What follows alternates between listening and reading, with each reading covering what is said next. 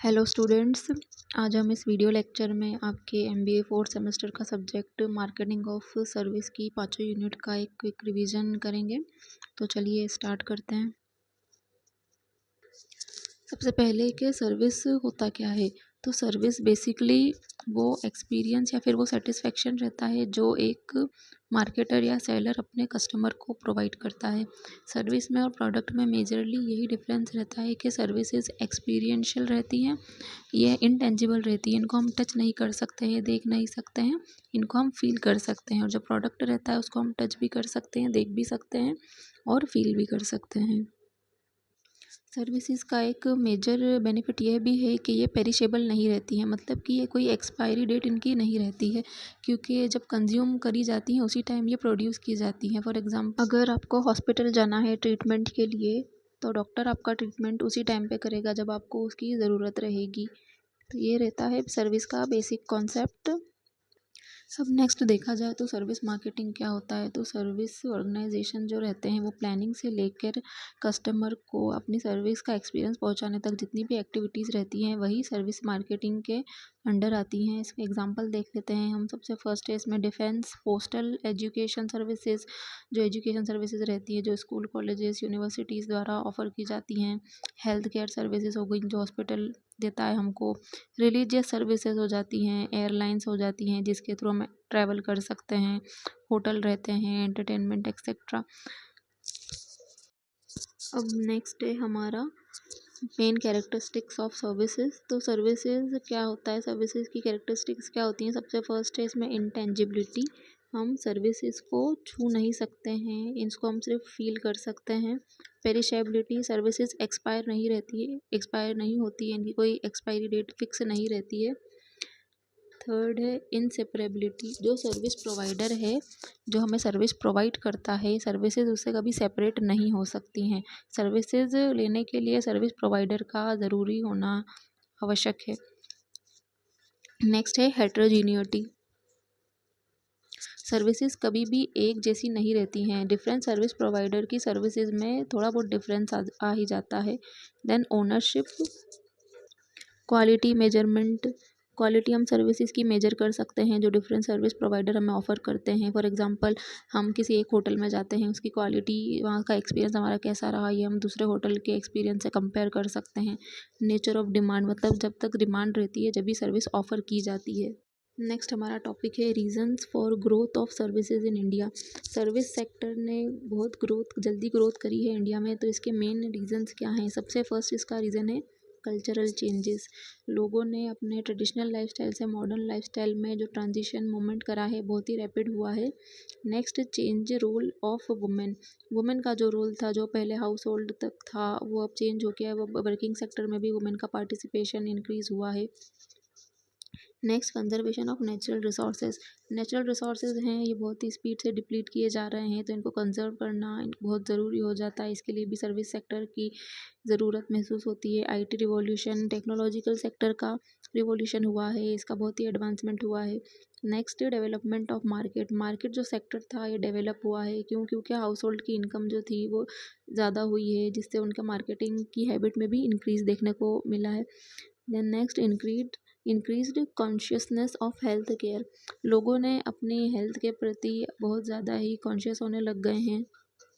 Next है economic liberalisation, exporting and migration, migration का means होता है, मतलब होता है कि एक जगह से दूसरी जगह पर जब इंसान मूवमेंट करता है, माइग्रेट करता है अच्छी जॉब के लिए, अच्छी करियर अपॉर्चुनिटीज़ के लिए, तो उसके लिए भी सर्विस सेक्टर एक अच्छा रोल प्ले करता है, उसको ट्रांसपोर्टेशन प्रोवाइड करके, उसको educational health care facility provide करके।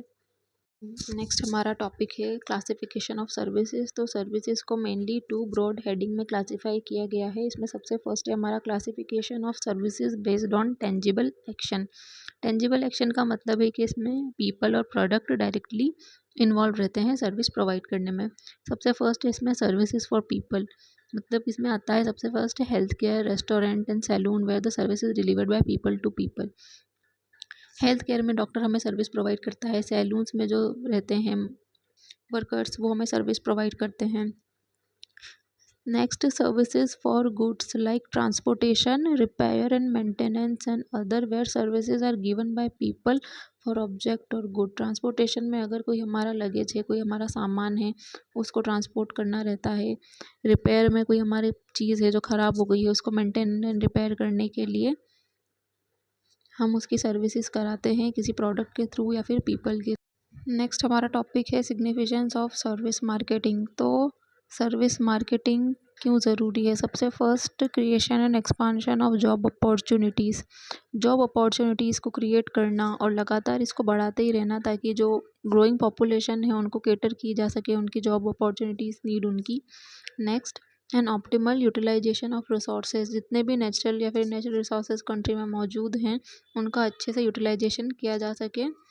Next, increase the standard of living. लोगों को एक अच्छा स्टैंडर्ड ऑफ लिविंग प्रोवाइड करना, उनकी लाइफस्टाइल में जितनी भी चीज़ें हैं जो वो डिज़र्व करते हैं ये उनको इजीली प्रोवाइड कराना।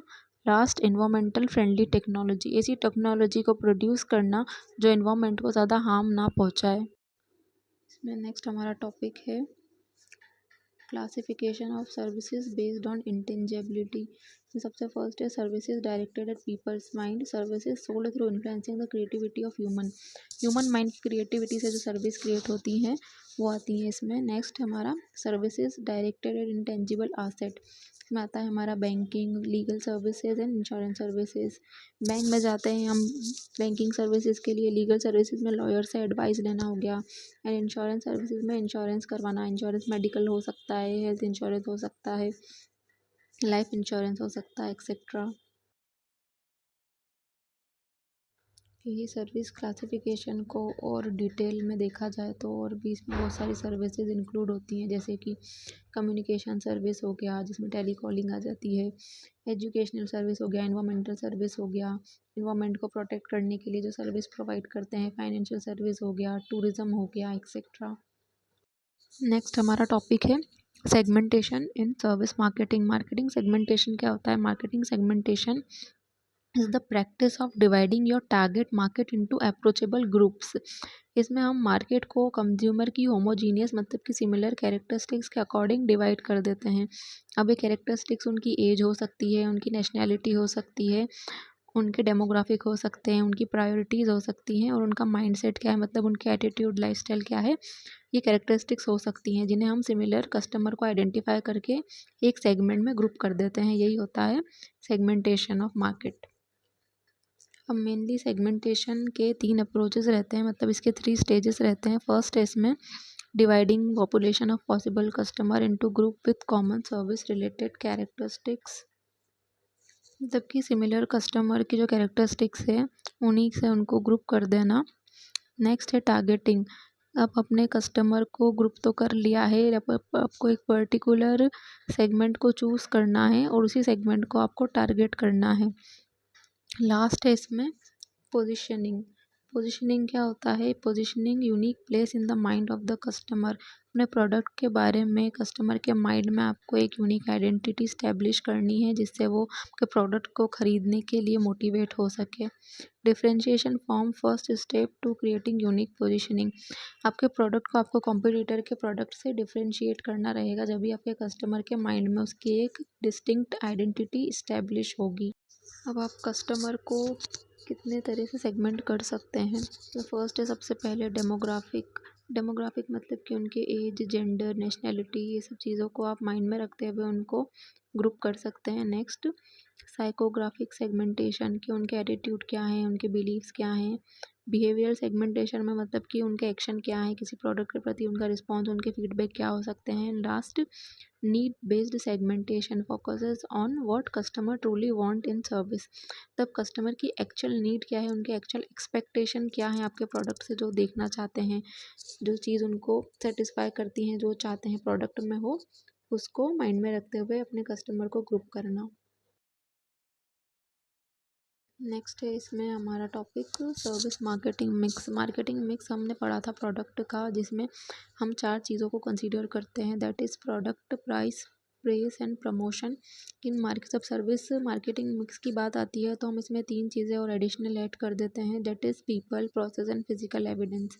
सर्विस मार्केटिंग मिक्स का भी यही मीनिंग रहता है कि जितने भी एंड टू एंड पॉइंट्स है सर्विसेज प्रोवाइडिंग के, कस्टमर तक का सर्विस पहुँचाने के, उन सभी को अच्छे से अप्रोच करना। अगर कोई डिफ़िशियंसी है तो उसको आइडेंटिफ़ाई करके उसको अच्छा ट्रीट करना, ताकि कस्टमर को हम अच्छी से अच्छी सर्विस प्रोवाइड कर सकें। इसमें आपका प्रोडक्ट आपका सर्विस हो जाता है। प्राइस मतलब कि आपकी सर्विस आप किस प्राइस पे ऑफ़र कर रहे हो। प्रमोशन मतलब आपकी सर्विस का प्रमोशन कि आप ये सर्विस प्रोवाइड करते हो। देन प्लेस कि आप किस प्लेस पे आपकी सर्विस प्रोवाइड करते हो, आपकी ब्रांचेज़ हैं तो वो कहाँ-कहाँ पर हैं। नेक्स्ट पीपल मतलब कि आपके कस्टमर कौन है जिनके लिए आपने आपकी सर्विस डिज़ाइन करी है। अगर आपने कोई पार्लर खोला है तो जो वुमेन्स है वो आपकी कस्टमर हो जाएंगी। अगर आपने कोई चाइल्ड केयर ऑर्गेनाइजेशन है आपका तो उसमें जो बच्चे रहते हैं वो आपके कस्टमर हो जाएंगे। नेक्स्ट है आपका प्रोसेस में अगर आप कस्टमर को उसके घर जाके सर्विस प्रोवाइड कर रहे हैं या फिर कस्टमर खुद चल के आपके पास आएगा। Then last physical evidence. Physical evidence मतलब कि हमारे कस्टमर को जो एक्सपीरियंशियल सेटिस्फेक्शन मिला है हमारी सर्विस के थ्रू, वो एक physical evidence as a evidence serve करता है कि हमारी सर्विस हमने उसको डिलीवर कर दी है। फॉर एग्ज़ाम्पल अगर कोई आपके सैलून में हेयर कट करवाने आता है तो हेयर कट के पहले और हेयर कट के बाद जो उसमें डिफरेंस रहेगा वो as a physical evidence. Next आपका टॉपिक है relationship marketing. Relationship marketing has the aim to build mutually satisfying long-term relationship with key parties in order to earn and retain their business। Relationship marketing अपने customer को long term अपने business में retain करने के लिए, ताकि वो again and again आपके प्रोडक्ट को परचेज करें, उनसे अच्छे रिलेशन इस्टेब्लिश करने के लिए और उनको प्रोडक्ट के बदले में सेटिस्फेक्शन पहुंचाने के लिए रिलेशनशिप मार्केटिंग यूज़ किया जाता है।